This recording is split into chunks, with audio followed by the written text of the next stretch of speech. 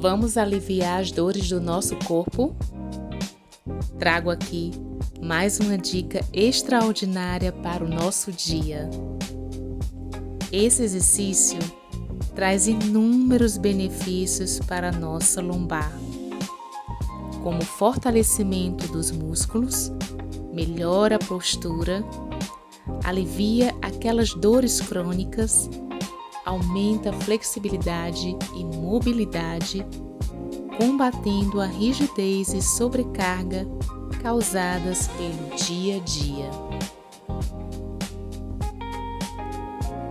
Se você gostou desse vídeo, curta e compartilhe para que outras pessoas possam se beneficiar com essa dica.